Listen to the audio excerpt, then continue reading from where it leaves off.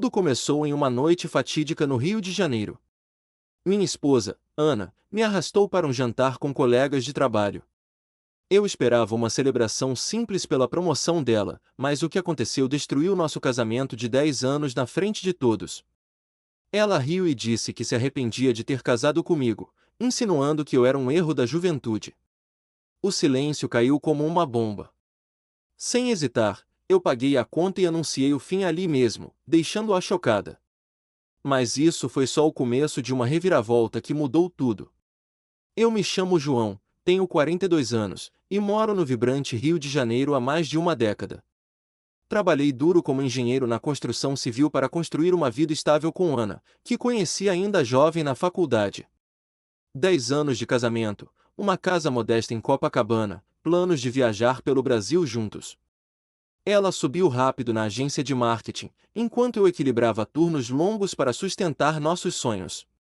Mas ultimamente, notei as mudanças, mensagens constantes no celular dela durante os jantares, saídas de trabalho que se estendiam até tarde, e um distanciamento que eu atribuía ao estresse dela. Naquela noite, aceitei o convite para o jantar no restaurante à beira-mar em Ipanema, achando que seria uma chance de reconectar. O grupo era pequeno, uns 10 colegas dela, todos animados pela promoção recente de Ana a gerente sênior. Sentei ao lado dela, tentando ignorar o jeito como ela flertava com um novo colega, Pedro, um consultor charmoso que acabará de entrar na equipe. Ele contava histórias de viagens a São Paulo e Europa, e Ana ria alto, tocando o braço dele de vez em quando. Eu me senti invisível, mas mantive o foco na comida, esperando o momento certo para puxar conversa. Então, veio o comentário que quebrou tudo. Um colega brincou sobre casamentos longos, perguntando se Ana faria tudo de novo. Ela pausou, olhou para o vinho na taça e soltou: honestamente? Provavelmente não. Eu era jovem demais, e acho que me contentei cedo demais com João. Ele é um cara decente, mas às vezes penso no que poderia ter sido sem essa pressa. O riso ecoou pela mesa, menos o meu. Meu peito apertou como se o ar tivesse sido sugado. Esperei que ela corrigisse, que dissesse era brincadeira, mas ela só deu de ombros e continuou conversando com Pedro, como se nada tivesse acontecido. Meu coração batia forte, mas uma clareza estranha tomou conta. Aquilo não era um lapso, era verdade que ela escondia há meses. Eu paguei a conta inteira sem pestanejar, me levantei e declarei calmamente: isso acaba aqui, Ana. Você não precisa mais se perguntar sobre uma vida sem mim. Agora você vai descobrir. A mesa congelou. Pedro desviou o olhar, os outros murmuraram. Ana piscou, atônita, mas eu já me virava para a saída, sentindo o peso dos olhares nas costas. No estacionamento, ela me seguiu, voz alterada: João, para. Foi só uma piada. Eu parei, encarei-a e respondi: não, Ana. Você quis dizer cada palavra. Há meses você está distante, e agora é oficial. Estou te libertando, como você claramente deseja. Ela protestou, dizendo que era o vinho falando, mas entrei no carro e acelerei para casa, deixando-a ali sob as luzes da avenida. Naquela noite, não dormi. Em vez de raiva, veio uma determinação fria. Comecei a arrumar as coisas dela em caixas no quintal, organizando documentos e contas que eu sempre gerenciava. Pela manhã, quando ela chegou, olhos inchados, eu servi o café sem emoção. Você pode ficar com sua irmã em Niterói até resolver o que quer, disse, ignorando as súplicas. Ela tocou meu braço, mas recuei. As lágrimas dela pareciam mais de perda de controle do que de arrependimento genuíno. Nos dias seguintes, a pressão aumentou. Ana bombardeou com mensagens: me perdoa, foi um erro. Você é tudo para mim. Mas eu vi além. Liguei para um advogado amigo, iniciei o processo de separação de bens. Descobri, ao checar extratos bancários que eu acessava para pagar as contas, transferências suspeitas para uma conta em nome de Pedro, pequenos valores, mas regulares, datando de 3 meses. Não era só traição emocional, havia algo financeiro misturado. Meu estômago revirou. Em vez de confrontá-la na hora, guardei as provas. sabendo que precisaria delas para proteger o que construí. A tensão escalou quando ela apareceu no meu trabalho, no canteiro de obras em Botafogo. Precisamos conversar, João. Isso está destruindo tudo. Os colegas pararam para olhar, mas eu a levei para um canto afastado. Destruindo? Você destruiu primeiro, Ana. E agora, com o que vi nas contas, isso vai além de uma piada. Ponto. Seus olhos se arregalaram. Ela não esperava que eu soubesse das transferências. Era só um empréstimo para ajudar Pedro com um projeto, gaguejou. Mas eu já consultara o banco. Não era empréstimo, era despesa disfarçada. Você usou nosso dinheiro para bancar sua aventura? Isso muda tudo. Ela negou, mas o pânico em sua voz confirmava. Decidi agir rápido. Mudei as senhas das contas conjuntas, transferi meus bens para uma conta individual e contratei um detetive particular para investigar mais fundo. O relatório veio em uma semana, fotos de Ana e Pedro em um motel em Barra da Tijuca, e-mails trocados sobre planos de fugir juntos assim que ela se separasse de mim. O choque me atingiu como um soco, mas fortaleceu minha resolução. Não era mais sobre orgulho, era sobre justiça. Marquei uma reunião com o advogado para discutir não só o divórcio, mas também a possibilidade de acionar a justiça por desvio de fundos, algo que poderia complicar a carreira dela na agência. Enquanto isso, Ana intensificou os esforços para me reconquistar. Veio à casa com flores, prometendo terapia de casal. Eu errei, mas podemos consertar. Pelo que construímos. Recusei, explicando que confiança não se reconstrói com palavras vazias. Você me humilhou publicamente e mentiu sobre nossas finanças. Isso tem consequências. Ela chorou, mas eu via o cálculo por trás, medo de perder status, não de me perder.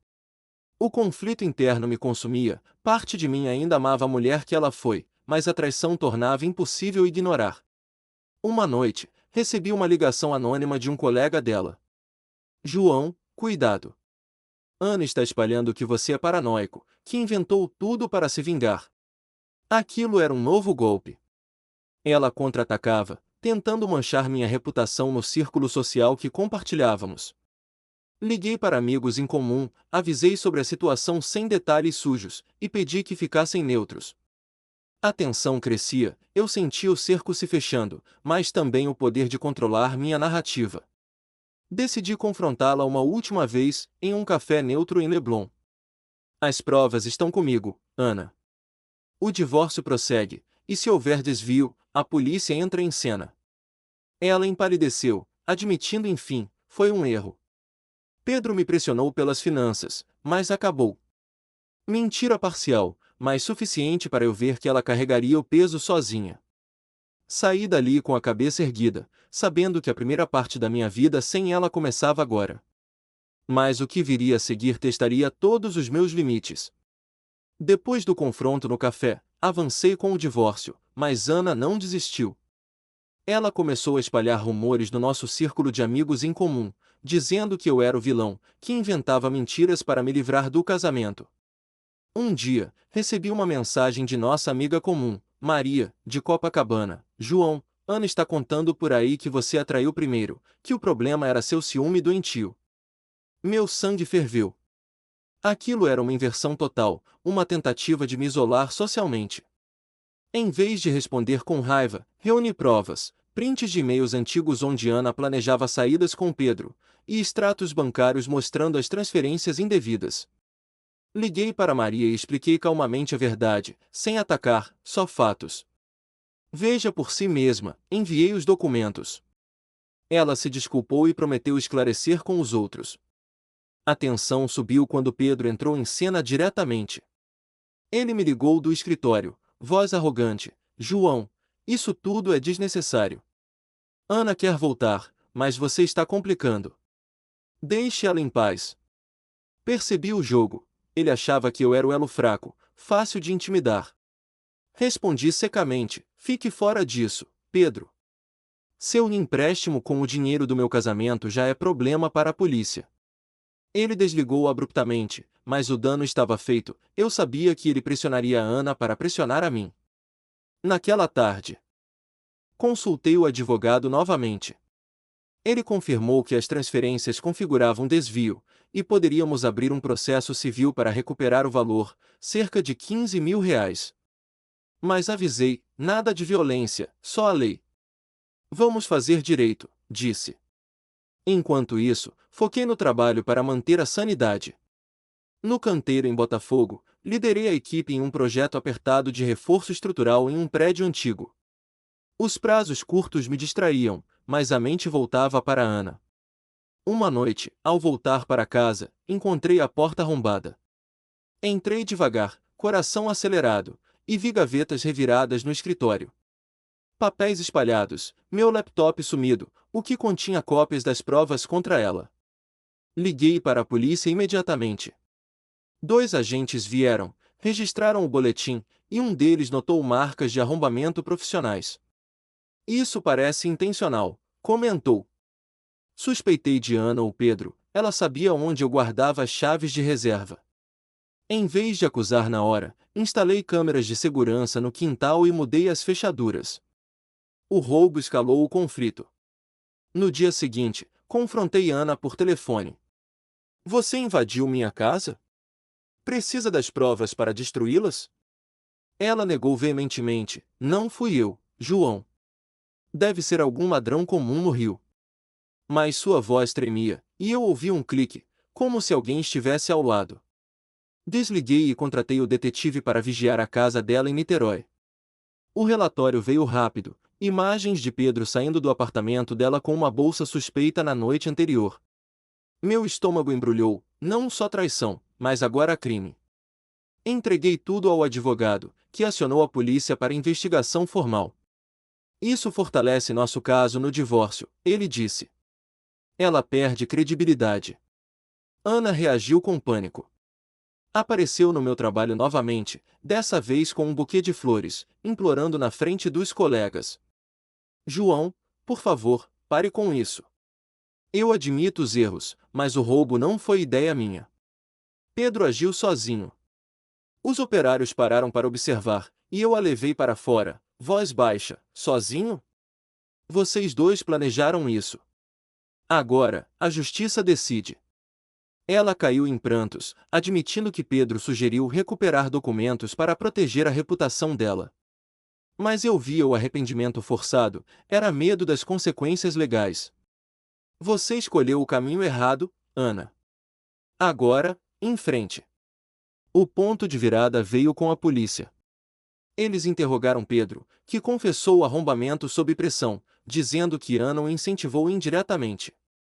Ela foi chamada como testemunha, mas negou envolvimento direto.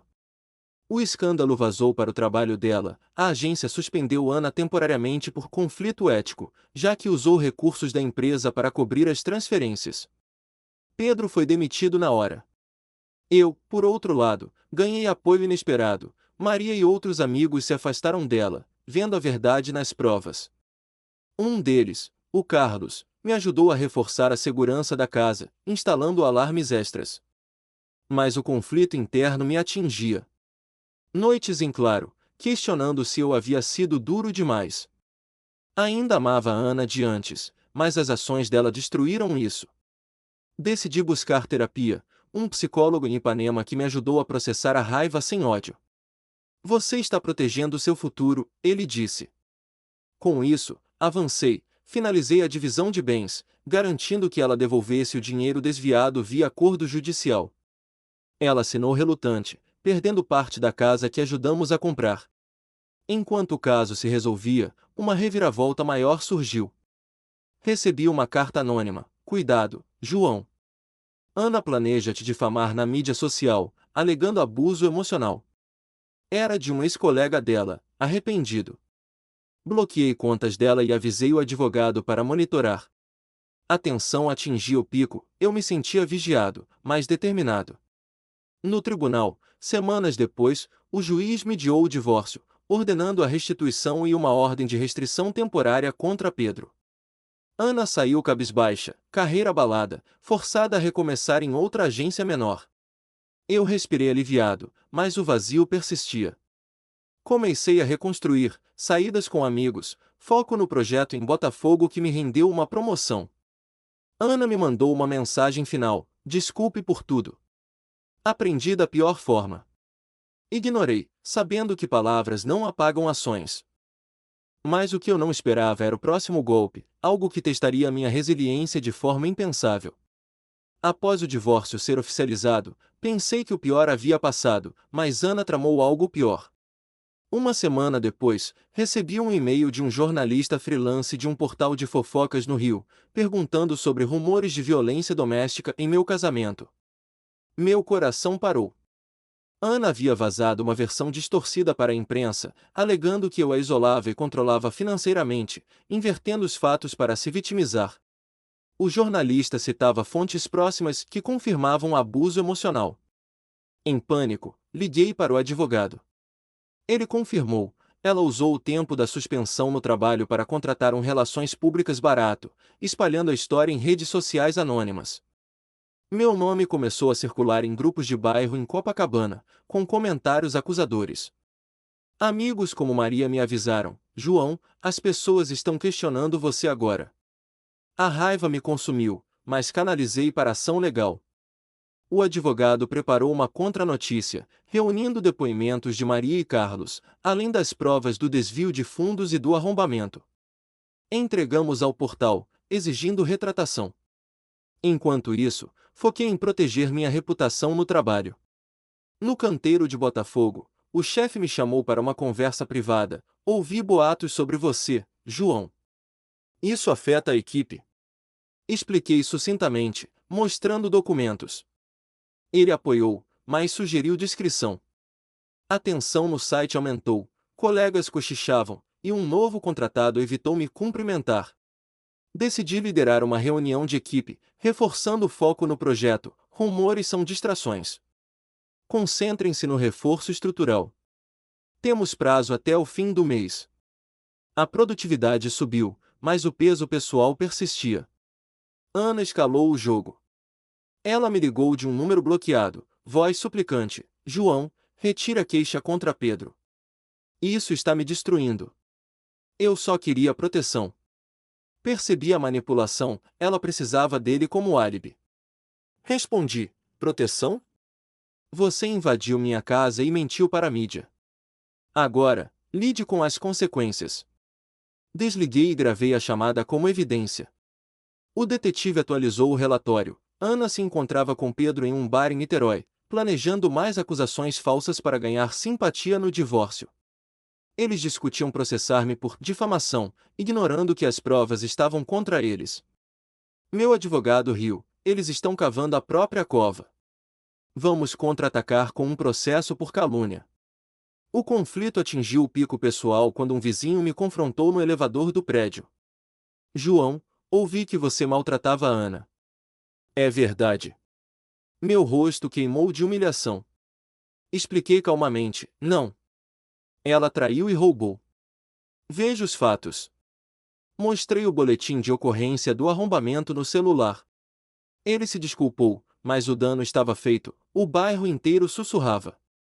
Decidi me isolar temporariamente, mudando rotinas, corridas matinais na praia de Ipanema em horários alternos, evitando o supermercado local.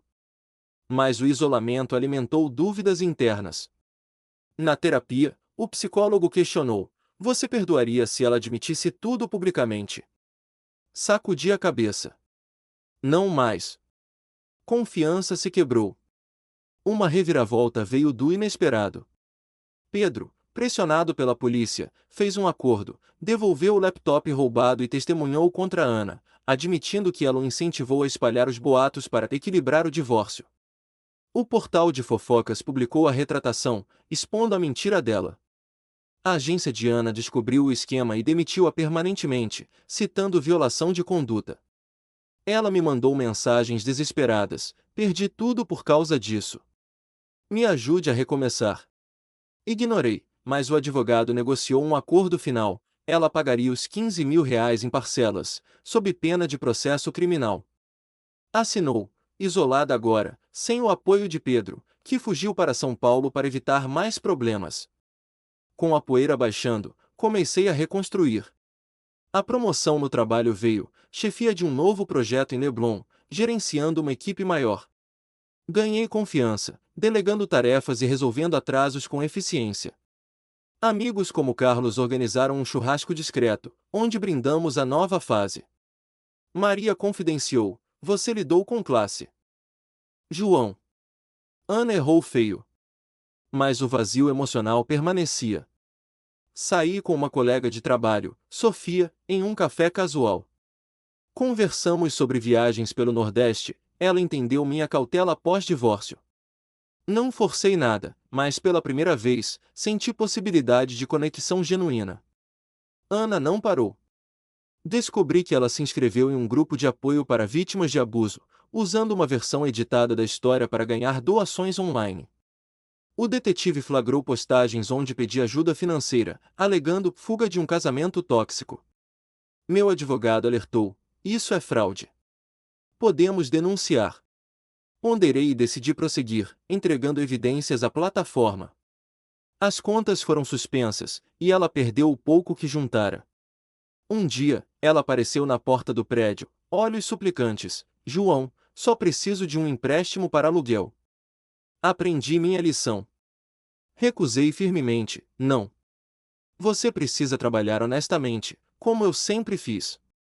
Ela saiu derrotada, e instalei uma câmera extra na entrada. O ápice do drama veio no tribunal para o processo de calúnia. Ana enfrentou o juiz sozinha, sem advogado caro. Testemunhei, apresentando gravações e depoimentos. O juiz condenou-a à indenização por danos morais e proibição de contato. Pedro, convocado, confirmou tudo, traindo-a para salvar a si mesmo. Ela saiu algemada temporariamente por descumprir a ordem de restrição anterior. Pela primeira vez, vi remorso real em sua postura, não mais jogos, só consequência. Meu advogado parabenizou: vitória limpa, João. Sem ódio, só justiça. Recuperei o equilíbrio. O projeto em Leblon avançou, e recebi elogios da diretoria por liderança sob pressão. Sofia e eu marcamos um jantar, conversando sobre sonhos futuros, visitar o Pantanal juntos. Com amigos, planejei uma viagem curta a Petrópolis para desestressar. Ana sumiu do radar, ouvi que se mudou para uma cidade menor, trabalhando em um emprego modesto. O terapeuta notou minha mudança: você transformou dor em força. Sim, a traição me quebrou, mas a reconstrução me fortaleceu. Mas o destino reservava mais uma curva. Uma ligação do chefe: João, Ana contatou a empresa, alegando que você sabotou a carreira dela. Precisamos investigar. Meu mundo girou novamente. Chamei o advogado de emergência, pronto para o próximo round. Como eu reagiria dessa vez? A ligação do chefe me pegou desprevenido, mas não surpreso. Ana havia contatado a empresa diretamente, enviando um e-mail longo alegando que eu sabotara sua carreira ao vazar informações para a agência dela durante o divórcio. Ela citava provas fabricadas, prints editados de conversas nossas, onde eu supostamente ameaçava expor os erros dela. Meu advogado confirmou ao telefone: é mais calúnia. Ela anexou documentos falsos para pressionar. O chefe exigiu uma reunião imediata no escritório central em Botafogo. Dirigi até lá, mente correndo com contra-argumentos.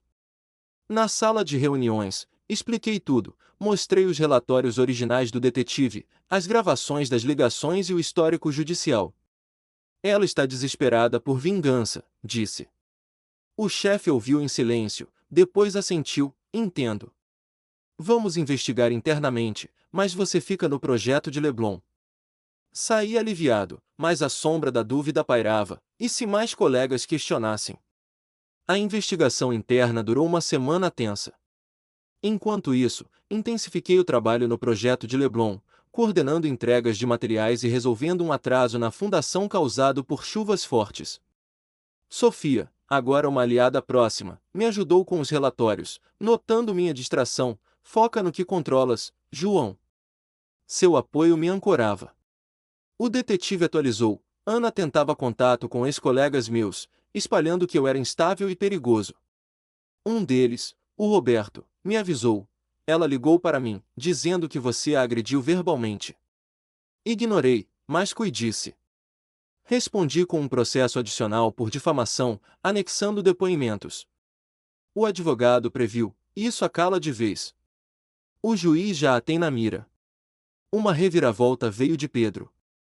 Ele reapareceu, mandando uma mensagem anônima. João, Ana me usou e descartou. Tenho áudios dela admitindo as mentiras. Quer negociar? Suspeitei de armadilha, mas gravei a conversa subsequente. Pedro confessou em detalhes. Ana o forçara a roubar o laptop e espalhar boatos, prometendo dinheiro da indenização do divórcio. Ela planejava culpar você por tudo, disse. Entreguei os áudios ao advogado, que os usou para revogar a suspensão temporária contra Pedro, transformando-o em testemunha-chave. A polícia o interrogou novamente, e ele entregou transcrições de chats onde Ana coordenava a campanha de difamação. Meu chefe recebeu o relatório da investigação, limpo, João. Ana foi identificada como fonte falsa. Promoção confirmada. Ana contra-atacou de forma inesperada. Ela invadiu o canteiro de Leblon durante uma inspeção, gritando na frente da equipe: João, você destruiu minha vida. Admita que mentiu sobre mim. Os trabalhadores pararam, e Sophie interveio, chamando a segurança. A polícia chegou rápido, graças à ordem de restrição.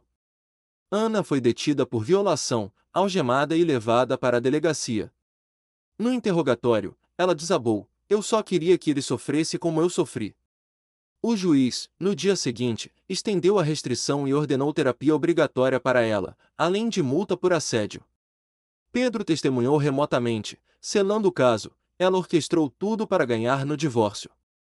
Saí do tribunal com o veredito final. Ela devia mais R$ 20.000 em danos, a serem pagos em 6 meses.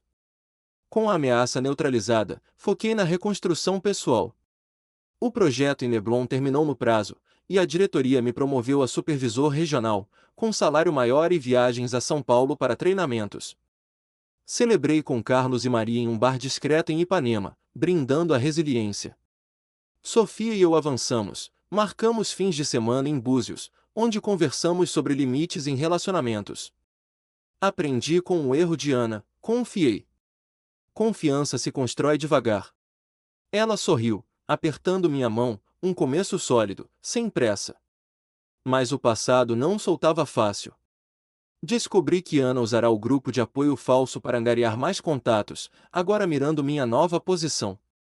O detetive flagrou e-mails dela para um jornalista, prometendo exclusiva sobre corrupção no setor de construção via ex-marido. Alertei o chefe imediatamente, e a empresa contratou segurança cibernética para monitorar. Meu advogado moveu ação preventiva, bloqueando publicações difamatórias. Ana foi notificada e recuou, mas o estresse me levou a pausas no trabalho. Deleguei tarefas a Sofia, que assumiu com competência. Uma virada positiva surgiu no inesperado. Durante um treinamento em São Paulo, conheci um antigo conhecido da faculdade, o Miguel, agora advogado especializado em direitos trabalhistas. Ele ouviu minha história e ofereceu, se precisar, ajuda de graça. Casos como o seu inspiram. Voltando ao Rio, integrei lições dele, criei um grupo de apoio informal com colegas divorciados, compartilhando estratégias legais sem detalhes pessoais. O grupo cresceu, ajudando outros a navegar traições sem ódio. Maria se juntou, trazendo perspectivas femininas. Mulheres como Ana machucam, mas homens como você mostram o caminho certo. Ana finalmente cedeu. Recebi uma carta certificada dela, admitindo tudo. Errei feio, João. Perdi o emprego, amigos e respeito. Pago a dívida e sumo da sua vida. O advogado verificou. Era genuína, sem truques. Ela se mudou para Belo Horizonte, trabalhando em uma pequena firma de marketing, sob supervisão judicial. Pedro sumiu, enfrentando processo próprio por roubo. O terapeuta elogiou meu progresso. Você transformou o vítima em vencedor, sem baixar o nível. A vida estabilizou. Com a promoção, comprei um apartamento maior em Leblon, investindo em segurança. Sofia e eu oficializamos o namoro, planejando uma viagem ao Amazonas para celebrar. No trabalho, liderei uma expansão para o projeto em Petrópolis, resolvendo conflitos de equipe com diálogos abertos. Amigos notaram a mudança. Você parece mais forte, João. Sim, a dor da traição forjou isso, determinação para proteger o que importa. Mas o clímax se aproximava. Uma ligação anônima. João, Ana está de volta ao Rio. Planeja um último golpe. Meu pulso acelerou. Chamei o detetive e o advogado, pronto para o confronto final. O que ela tramava agora? A ligação anônima me deixou em alerta máximo. Ana está de volta ao Rio e planeja um último golpe. Disse a voz distorcida, antes de desligar. Chamei o detetive imediatamente, que confirmou. Ela alugara um apartamento temporário em Botafogo, perto do meu antigo canteiro de obras, e contatara ex-colegas para espalhar que eu falsificara documentos no divórcio. Meu advogado preparou uma ação de emergência por assédio continuado, anexando a gravação da ligação. Isso viola a restrição múltiplas vezes, ele alertou. Enquanto esperava a polícia agir, intensifiquei a segurança, atualizei o alarme do apartamento em Leblon e contratei um guarda particular para vigiar durante as noites. Sofia insistiu em ficar comigo. Não vou te deixar sozinho nisso. Seu apoio me deu forças para focar no trabalho, onde o projeto em Petrópolis demandava viagens semanais.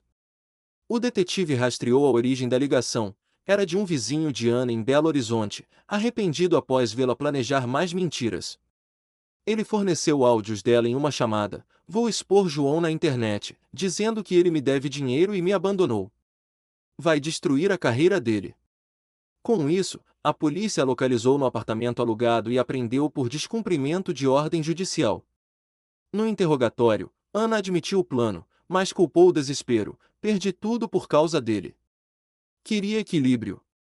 O juiz, farto das repetições, sentenciou-a a 6 meses de prisão domiciliar com monitoramento eletrônico, além de proibição vitalícia de contato comigo ou menção ao meu nome. Pedro, alertado, fugiu para o interior de Minas Gerais, mas foi capturado por dívida pendente e extraditado para depor contra ela novamente. Com Ana neutralizada de vez, o peso saiu dos ombros. O chefe da empresa arquivou a queixa dela como infundada, e minha promoção a supervisor regional se solidificou com um bônus substancial. Viajei para Petrópolis liderando a equipe, resolvendo um impasse com fornecedores atrasados e acelerando a construção em 20%. Carlos e Maria organizaram uma comemoração discreta, onde brindamos a justiça servida. Você virou o jogo sem sujar as mãos, disse Carlos. Sofia e eu partimos para o Amazonas como planejado, navegando pelos rios e avistando botos, conversando sobre construir algo real sem segredos dessa vez, prometi. Ela sentiu, e pela primeira vez, senti paz genuína. Meses se passaram, e a vida floresceu. O grupo de apoio que iniciei cresceu para 10 membros, ajudando homens e mulheres a navegar em divórcios com integridade legal. Miguel, o advogado da faculdade, palestrou em uma reunião, compartilhando casos semelhantes. A chave é documentar tudo e priorizar a lei sobre a vingança. Ana cumpria a sentença em Belo Horizonte, trabalhando remotamente em tarefas administrativas, sob supervisão. Ouvi de Maria que ela entrará em terapia voluntária, reconhecendo os erros, destrói-se mais a si mesmo com mentiras. Não respondi, o ciclo se fechará.